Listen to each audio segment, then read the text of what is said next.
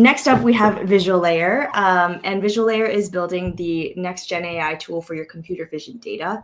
And it is led by a group of visionary technologists, including Dr. Danny Bickson here, who has been working on AI ML with CMU and Apple since 2009. And he's here today to talk to us about the exciting features and innovations that he's working on to expand access to analysis for your computer vision data. Dr. Bickson, I'll let you take the stage. Hello everyone. So thanks so much for the invitation, Eugene. It's super kind to invite us. And so I hope I'll try to share my screen. I hope it will work. Whoa, that's okay. Yeah, so I'll tell you today about Visual Layer. We are building tools to manage, visualize, and search videos on large-scale dataset, but you can start for free on your laptop and then go and scale to the cloud. So I'm Danny Bickson. Previously, I had a startup in Seattle. Startup was acquired by Apple, and I joined Apple Deep Learning Research R&D Center in Seattle, growing to 500 people. And I was working with my advisor, Professor Carlos Kestrin, from Stanford, who is now in Stanford. He was our CEO. Before that, I was working at Carnegie Mellon on GraphLab project, which was a popular graph analytics. And in a minute, you'll understand why it's relevant. We have a third co-founder, which is Dr. Amir Alush. He's a very seasoned computer vision researcher in Israel. So that's the joint work of the three of us that I present. And I do apologize, I just got back from CVPR in Seattle, so I lost a little bit my voice, so hopefully it should be fine. So the problem we are tackling is a problem of very large visual datasets that are accumulating, and companies have no clue what to do with them. Basically, they are left unattended, and this is because on a massive scales, when we talk to billions of images and videos, it's super complicated, not enough skill sets are around, and not enough tooling exists, so that's where Visual Layer comes in. We started with the open source approach called FastDo.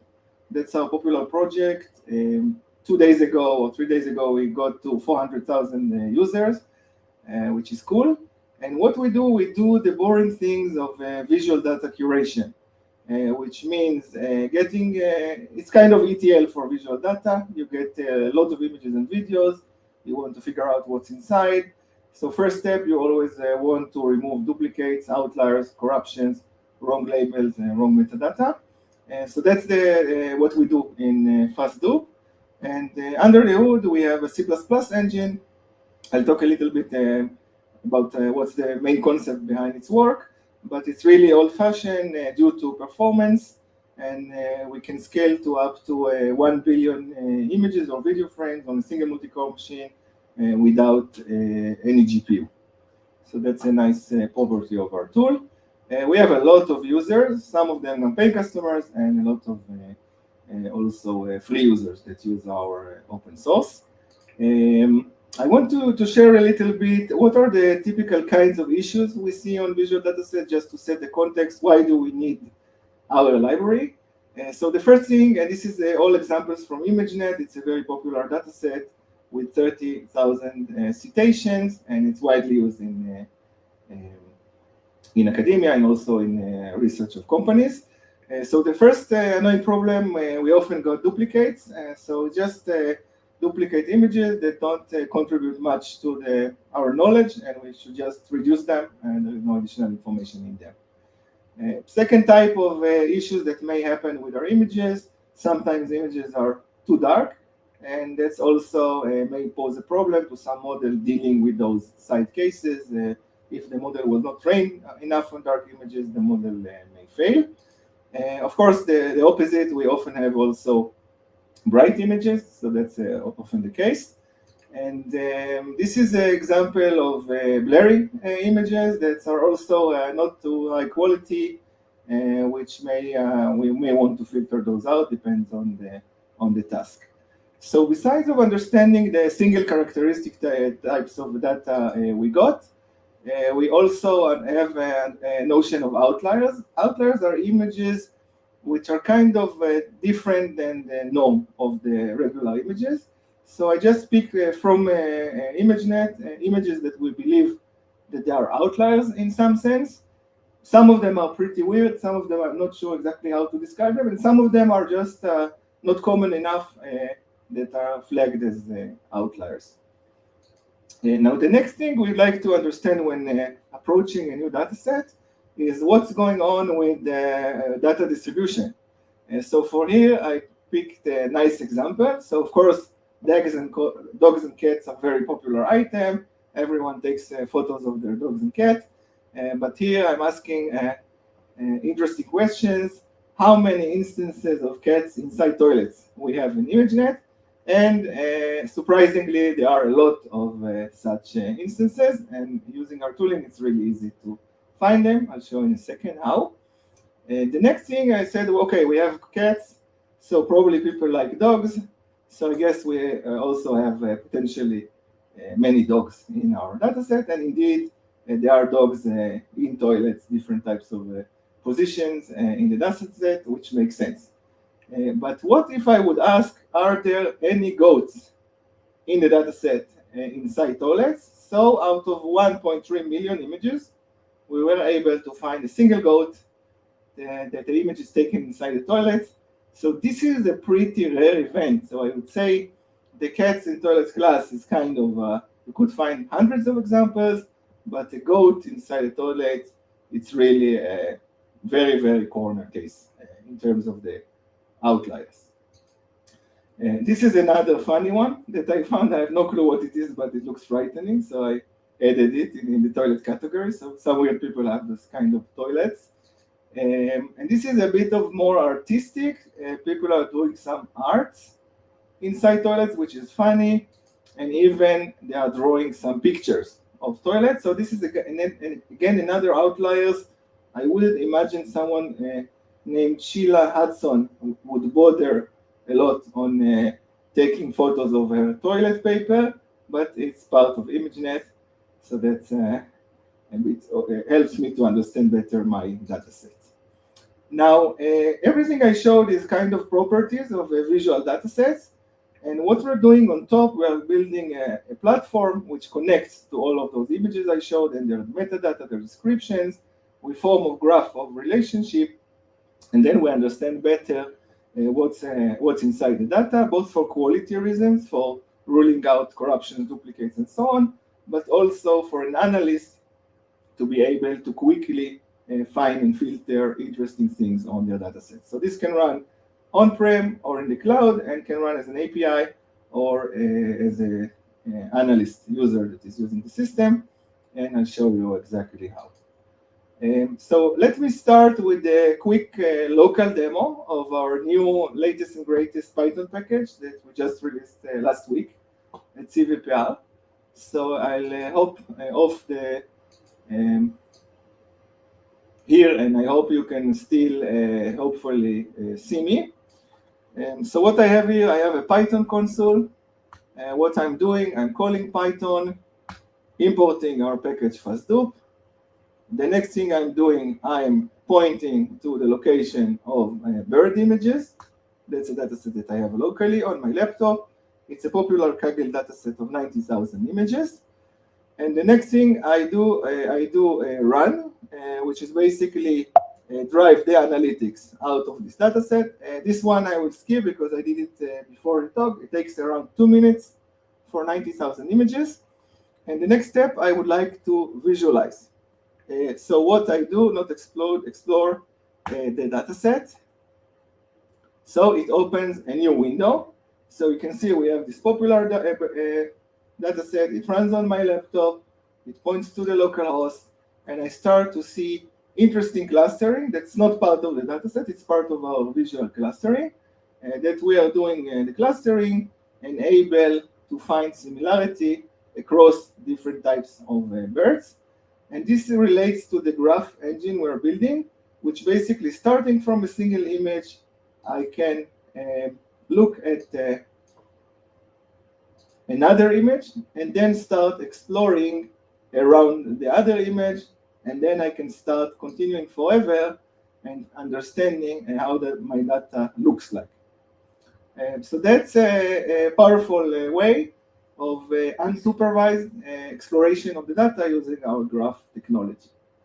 The next thing we also do automatic mislabel detection. So assuming there are labels, we can automatically point areas where we think there are mislabels, and mislabels are visual. So if a lot of this bird is most likely mislabeled as crested nuthatch, whatever it means, and the possible correction is titmouse. I don't know which bird it is, but that's more common in the data set in terms of the visuals. So we are pointing mislabels. One last interesting thing about this data set is the ability to flag outliers. So I'll go out of this context. And here we find a surprising find. So there are Trump images and all kinds of January 6th images hidden as an Easter egg in this data set. And of course, they are not birds. If we log in into a specific image, we see this image is called loony birds. So someone had a political statement. I'm not American, so I don't really care. You should choose elect the one you believe in. But that's a bit of a funny because, as I mentioned, it's a popular Kaggle dataset with 65,000 downloads, and of course, no one has a clue what's inside. And as I show you, we can find in a few seconds what's unique about these datasets and what are the outliers there. So let me get back to the slides. And now I would like to do a demo that I also did in Seattle last week, which is a demo in the cloud, where in the cloud we have more advanced capabilities since we have more compute power in the cloud. So for the meetup last week, what I did, I just downloaded 70 TikTok videos, all with hashtag Seattle, and I did it very quickly, both because I'm lazy and also because I was at the Amsterdam airport, so I needed to do a quick demo. And this is the winning image, which is representative in Seattle. But actually, when I started to prepare this data set, randomly out of 485 video frames, this dude showed up. So I guess this is less appropriate for a Seattle demo. So we switched the title. So let me show you how our system looks in the cloud. And now I'm switching, instead of the local host, I'm switching to the cloud. And this is our Seattle demo. So what I have here, relative to the previous data set, I have here video input sources, where I just give a folder of video files, and then we do all the magic in order to reduce and select the interesting video frames. We selected out of 75 videos, 485 video frames, and then we do enrichment in order to, and here it's our enrichment, in order to have a better understanding, sorry, what's in the video. So you can see number one popular cluster is skyscrapers. We have some nightclubs. We have, I don't know, food, Ferris wheel, toy shops, and so on. And one of the things that caught my eyes pretty quickly is this weird video. So I really have no clue what it is. But then I asked my fellow Seattle friends, and I found there is a gross gum wall in Seattle where people come and stick gums into the wall after eating them, or maybe vice versa. Maybe they take gums and eat them, I'm not sure. But anyway, that's a bit gross. So as you can see, when I enter a specific video frame, we also have an understanding of the actual objects in the video frame. And we have, in this case, multiple objects that I can start exploring, and that's done part of our enrichment. So if I want to do it more methodically, I can jump to the object scenes, and then here I see all the objects from all the video frames, from all the TikTok videos in Seattle. And then I have, for example, a car, is an object inside the video frame, and then I can press a button and start exploring the space of cars. So again, I'm traversing the graph, but in this case, I'm not traversing the direct video frame, I'm traversing something which is more complicated, which are objects inside video frames, but still same look and feel. And given a specific instance, I can start exploring, and assuming, let's say, I like this manga, I can start it as a query, and then start looking for other mangas and so on. So that's the way I traverse. Another thing which is cool in the cloud is the ability to do textual search. So I could do search a car, and then I get different types of cars. But if I'm very pedantic, I may want to bring in a red car. So I have here 2 red cars. Let's see what happened here. Oh, you see, there is a red car. Strangely, 3 was marked, but we have a red car, so we are good. So that's the ability to do complex textual queries, visual queries, and also exploring the graph structure, and also different types of slicing and dicing. So I could look at the label space and understand my data better. So I can look for blanket, and strangely this is labeled as blanket. Yeah, so that's the cloud demo. Let me come back to my slides. So I wanted to take a few last minutes in doing a little bit of explanation of what's inside behind our system. So our foundation is built on the work we did on Carnegie Mellon about GraphLab. That was a pretty successful paper. Recently we won a Test of Time Award with VLDB, which is nice. I mean, it was too late for my academic career, which ended prematurely going to a startup, but still it's a nice recognition.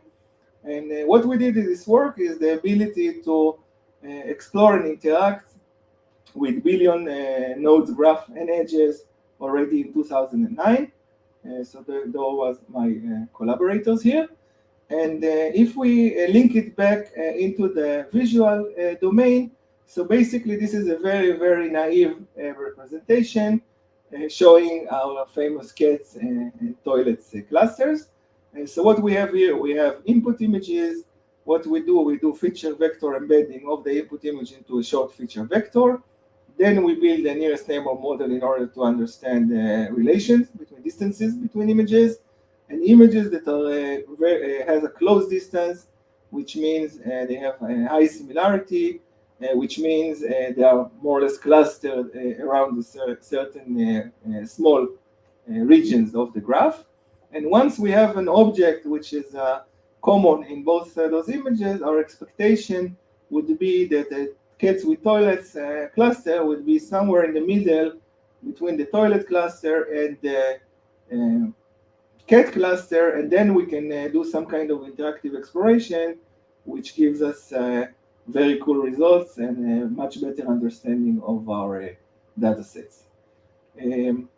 Yeah, so that's what I wanted to share. Thanks for listening or viewing. And anyone who likes to check it out, would love to have you install. Just pip install Fazdoop. As I said, it's a free package, and this is my email. And anyone who wants to outreach, I would love to connect and explore to see if we can help with anything. And I would love to take questions in case there are any questions.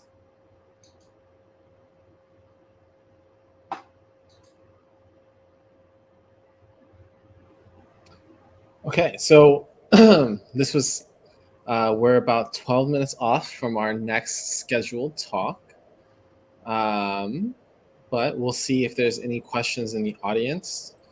I have a question for you while the audience kind of like puts together whether or not they have any questions.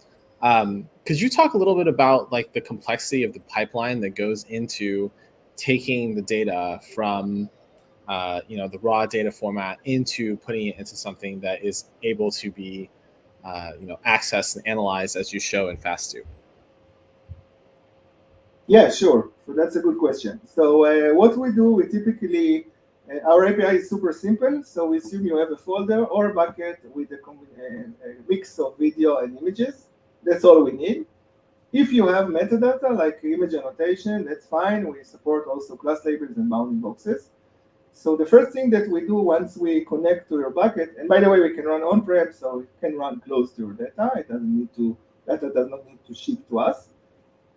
And so once you connect, we connect to the bucket, what we do a scanning of the data. In case of video files, we do frame extraction. So we have our own way of doing efficient frame extraction. Again, this is done in C++, no GPU, so that's a very efficient step.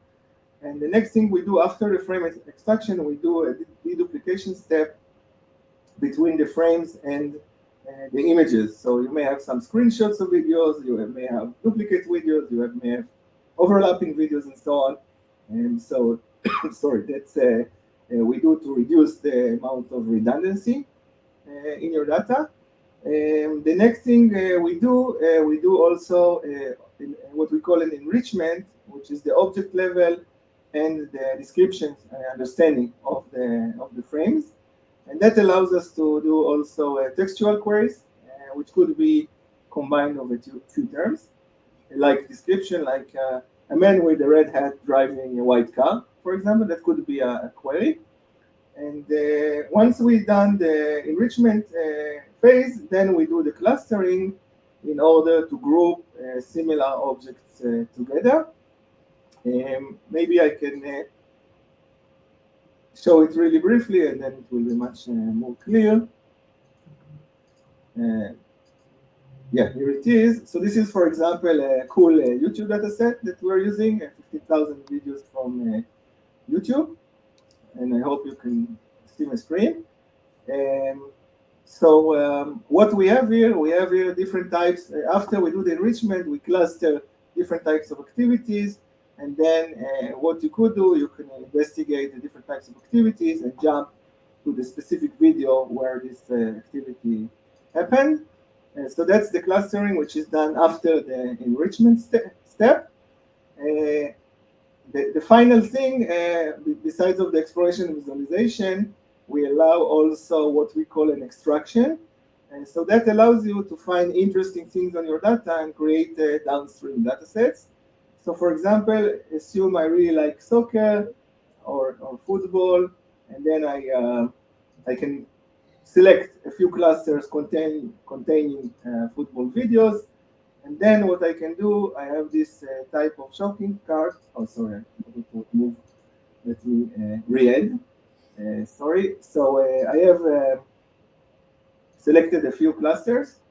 And then I have this shopping cart. And here, what I could do, I can assign a new class, basically. So what I could do, I can press the plus sign, say this is a new soccer, create a new class.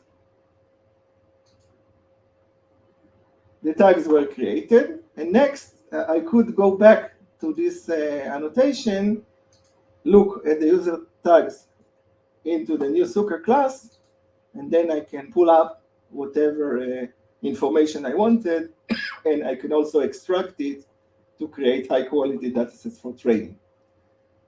So that's basically the functionality. It's pretty efficient. Largest customer, our latest deployment has 100,000 hours of video. So I guess that positions us on the really large scale side of solutions. Cool. Thanks for that. One other, I guess, Megan, did you want to ask any questions? Oh, no. Go ahead, Nugent. Okay. One other question I wanted to ask before we move on is also like, how do you handle this kind of scaling? Like, what are you doing in the background that makes it possible to scale to these hundreds of thousands of hours of video? Is there any what is the secret sauce behind this? Are you able to tell us what this is? Yeah, it's an interesting one. So under the hood, we deliberately devised the code in C++. It's a lost art for the elder, I would say. and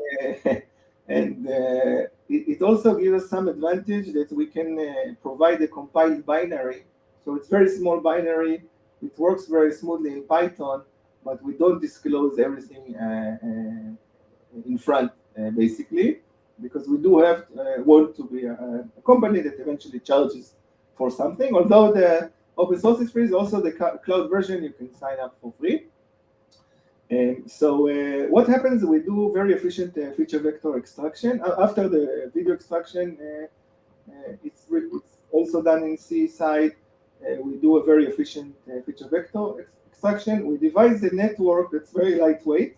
It's just 2 milliseconds per core. So it doesn't make sense to use GPU because you don't want to copy the images to the GPU and back. It will take more than 2 milliseconds. So that's very efficient. Feature vector representation is pretty short. We can keep it in memory, and that's how we can scale on a relatively beefy machine, but we can scale to 1 billion images on a single machine.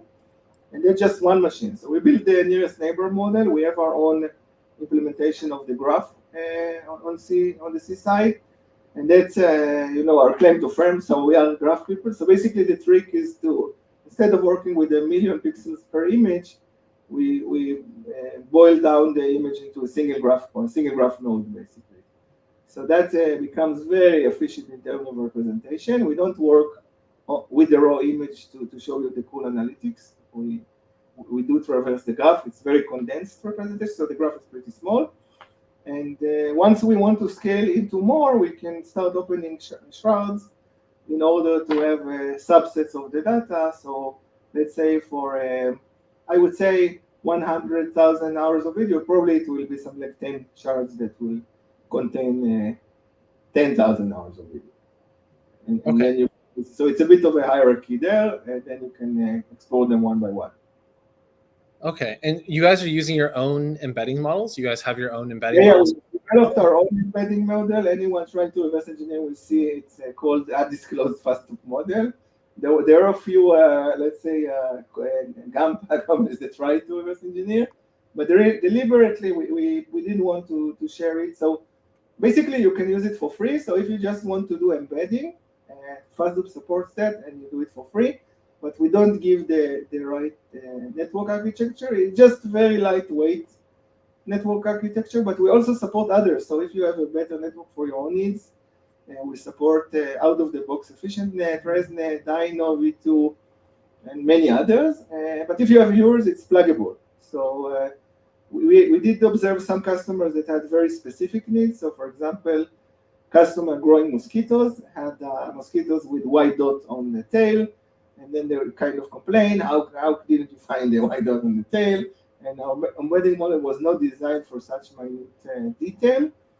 But they have their own embedding, which is really, really distinctive across sub-mosquito types. And it's always like that. Like for each type of data set, you have different type of requirements. So we have something that generally works really well for a variety of data sets, but it may be that your embedding could be better for some cases.